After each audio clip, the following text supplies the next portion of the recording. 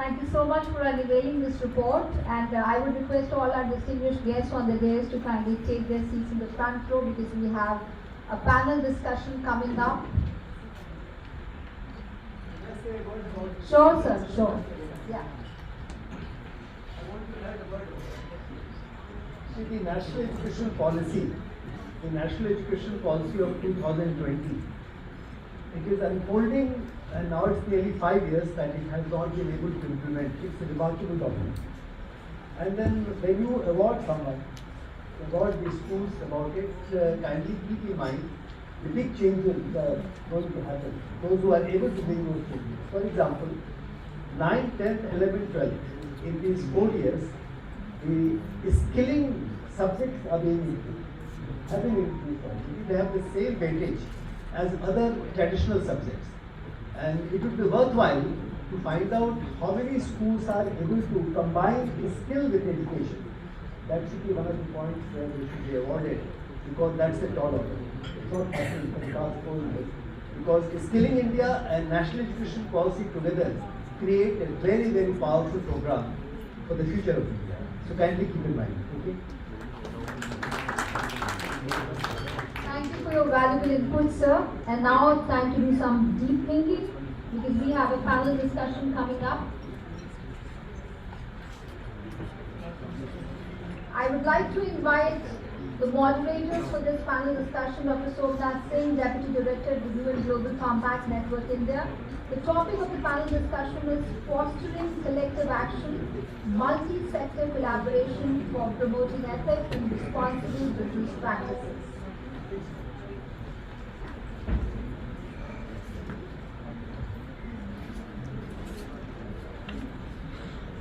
And with Dr. Somnath Singh, we have an esteemed panel to join him for taking the discussion forward. Dr. Ajay Garg, Director and Head AI Digital, Anand and Anand. Ms. Kanti Periyasamy, Head of Rhythm Foundation QI Group. I invite all these guests to kindly come up on the stage. Dr. K.K. Upadhyay, Professor and Chairperson, Center for Sustainability and CSR at the BIMTech. Krishnan Kumandu, CEO, Adar Poonawalla Clean City Initiative.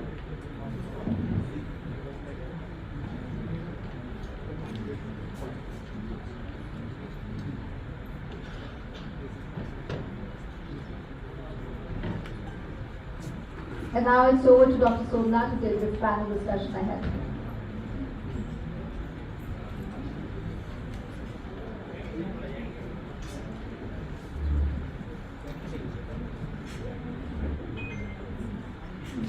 Good afternoon, everyone.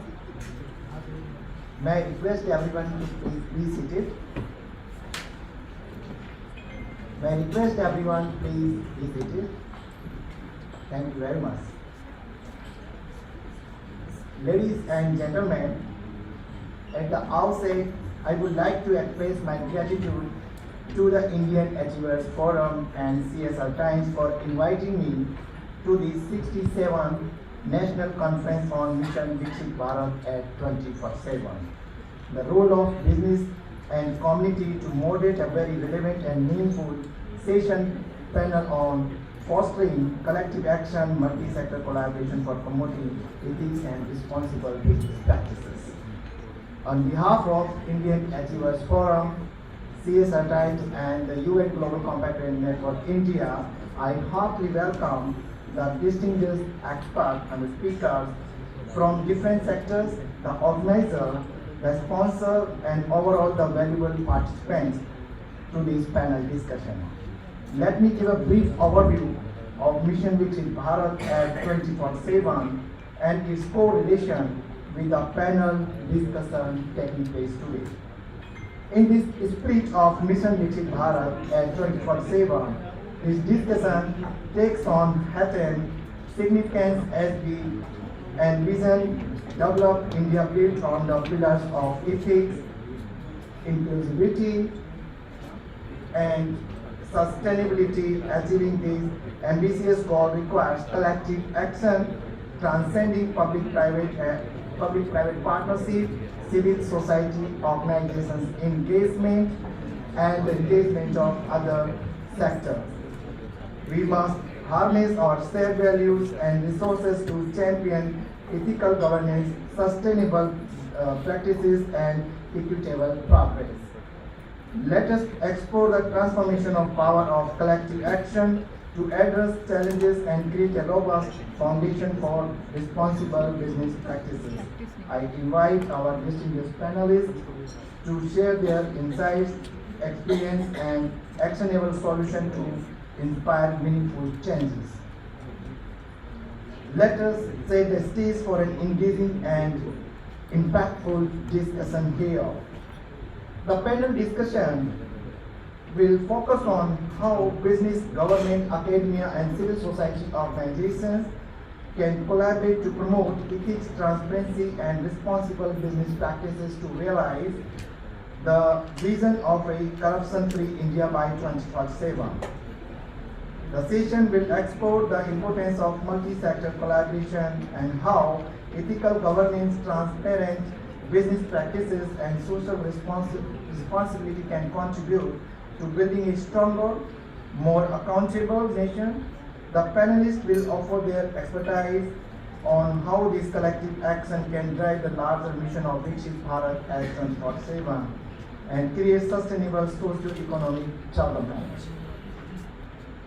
So the session is very, very relevant for India as we are going to discuss the ethics and transparency requirement in business practices, multi-sector collaboration, responsible practices, community engagement, and the future vision for corruption-free India. So now we have expert with us. We have Dr. Ajay Garg, Director and Head AI Digital Anand. Dr. Ajay Garg is a visionary leader and a trusted expert in the realm of artificial intelligence and digital transformation. As the Director and Head of AI and Digital at Anand and Anand, Dr. Garg has consistently demonstrated unparalleled expertise in driving cutting-edge technological advancement, fostering innovation, and developing strategic business solutions. His thoughts leadership combined with a deep commitment to advancing AI technology, which has a profound impact on growth and businesses, empowering them to engage digital transformation and stay ahead in a rapidly evolving landscape. Dr. Garg's exceptional contribution to the AI and digital fields make him a standout figure in the industry and a trusted advisor to organizations seeking to thrive in the digital age. Dr. Garg will discuss the role of digital technologies, including AI, in enhancing transparency, ensuring ethical practices, and preventing corruption in businesses. Please join me to welcome Dr. Ajay Garg. Now we have Ms. Santi Parisamy, Head of Freedom Foundation. Santi Parisamy is a visionary educator and leader with over 30 years of experience in the educational sector. Committed to the social equity and community development, she has played a pivotal role in aligning corporate strategies with social objectives, driving impactful corporate social responsibility initiatives that empower marginalized communities across India. Through innovative teaching and strategic leadership in NGOs and corporate foundations, Ms. Santi has fostered sustainable development and created tangible changes, ensuring underserved populations have the tools and opportunity to thrive in society. Ms. Santi will share insights on the role of CSR initiatives and philanthropic efforts in promoting social responsibilities, ethics, governance, and transparency in the organization. Please join me to welcome Ms. Santi here with us. Now we have Dr. K.K. Upadhyay with us, who is a professor and chairperson at Center for Sustainability and CSR at BIMCHEC. Dr. K.K. Upadhyay is widely respected and seasoned development professional with over 39 years of experience across government, non-profit organization, academia, and corporate. He has pioneered several innovative and outstanding social enterprises. Safal Apni Yojana, Bus for Integrated Development Program and Health of the Urban Poor, and alumni of G.B. Pant University of Agriculture and Technology and Institute of Rural Management. Dr. Upadhyay has been a vital part of CSR journey in India as a thought leader, practitioner, and former head of 50 Aditya Birla CSR Center for Excellence. An expert in the Indian Institute of Corporate Affairs, he has been on the board of several non-profit organizations, including the National Trust at Ministry of Social Justice, Government of India, UN Global Compact, GNR Foundation, and International Institute of God Management. He contributed to the sector through several publications and research studies for USAID, UNIFEM, and IIED London.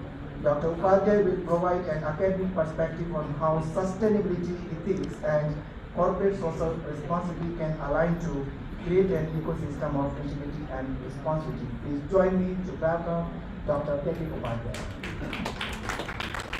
Now we have Mr. Natwarlal Jhangi with us,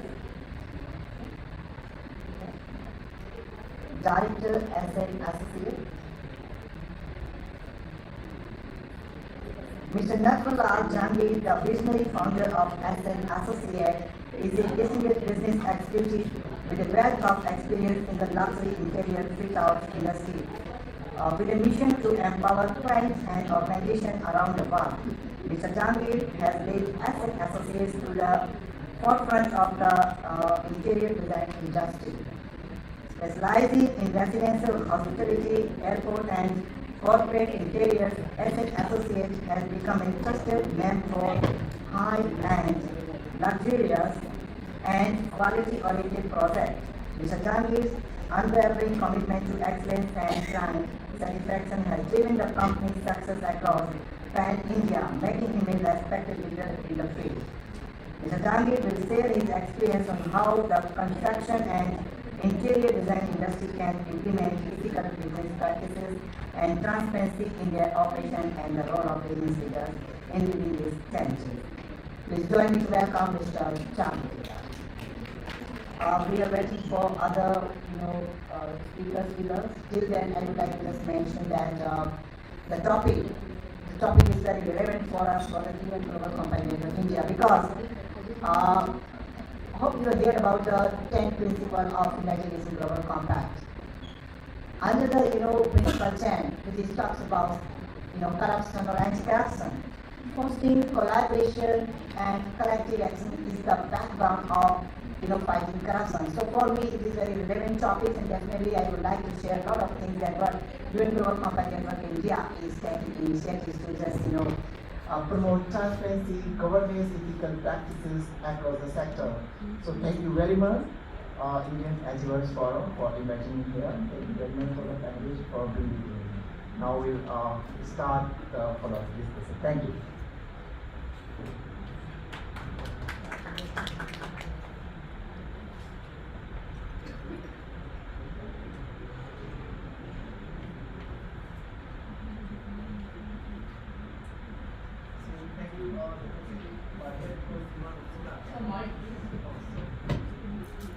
Sorry, thank you very much. They say my voice is very audible. So thank you very much, because I would like to start from academic background. I know that academic is playing very important role in promoting transparency, because we discussed about, and this time the theme of the International Anti-Corruption Day, which is generally observed on 9 December. The theme was just combating corruption with the active engagement of youth. And where is the youth?